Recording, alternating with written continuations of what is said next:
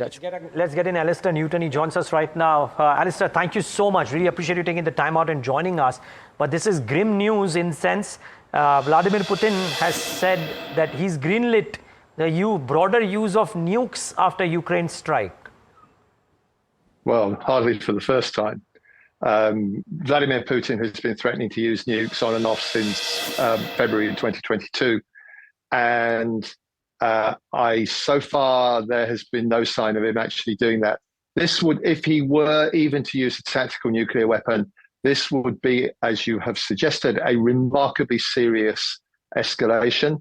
I don't think it would go down very well with his key ally in Beijing, to be honest with you, quite apart from anything else. And is it remotely justified for the use of conventional weapons to strike legitimate military targets inside Russia when Russia is bombing everything in Ukraine, deliberately targeting civilian energy installations, for example, and when Russia, claiming that NATO is escalating, has deployed North Korean troops in the Kursk region? In all seriousness, I think we can reasonably assume that, although one can't totally dismiss these things, President Putin is probably saber rattling without any real intention behind it. Alastair, so what's the next step now? There is a strike from Ukraine into Russian territories using the US missiles. There was threatening by Kremlin. What do you think happens next? Could there be a serious escalation, or you presume it'll, I mean, one doesn't know really, but what's your best guess? Let's put it that way. Well, it's hard to know what a serious escalation would actually constitute, given that we've got an all-out war going on there for the last 2.5 years. The use of these missiles is not going to decisively change the course of the war in Ukraine's favor. Let's be clear about that. First of all, it isn't clear how many missiles they have, but it's probably not many. Secondly, the ability of the US to resupply is very limited, even putting to one side the whole political question of the extent to which the Trump administration will be prepared to continue to support Ukraine militarily. Thirdly, yes, of course, there is a question mark over French and UK cruise missiles being similarly deployed. There is also a question mark over the possibility, which Chancellor Scholz continues to resist for the moment at least, of German medium-range missiles being deployed. But these are not a total game changer. They may give Ukraine an edge in terms of defending against the continuing Russian advances which are taking place on Ukrainian territory. Russians have been gaining ground slowly for literally months now.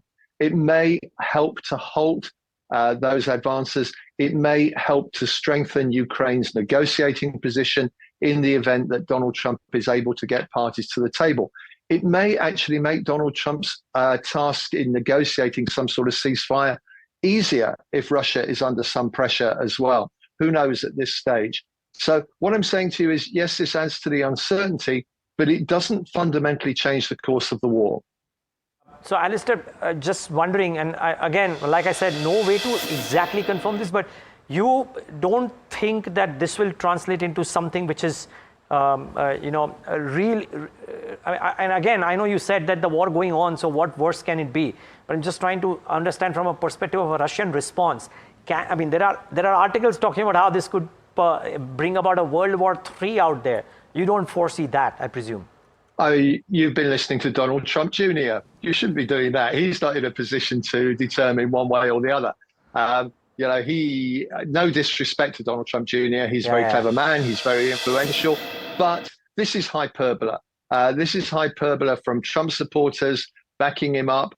It's the sort of thing we expect from officials and family around Donald Trump. We should be fairly immune to it by now, even though, personally, and as I've argued for some months now with my clients, I do think we should take Donald Trump's pre-election promises very seriously. What is Russia going to do? Well, Russia might do something which is only tangentially related to this.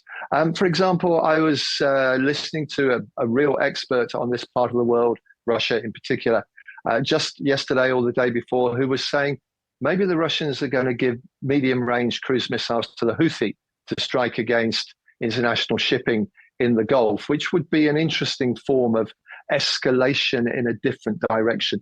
Putin has lots of options, and frankly, deploying even tactical nuclear weapons is not, in my view, the best of them, or indeed the track down which he's most likely to go. But markets will make their own mind up over the next couple of days. Let's be clear. There's always going to be a reaction from markets to something like this, probably ease off over the course of the rest of this week. Thanks so much for that, Alastair. Great perspective. Thanks for joining us this afternoon. Pleasure.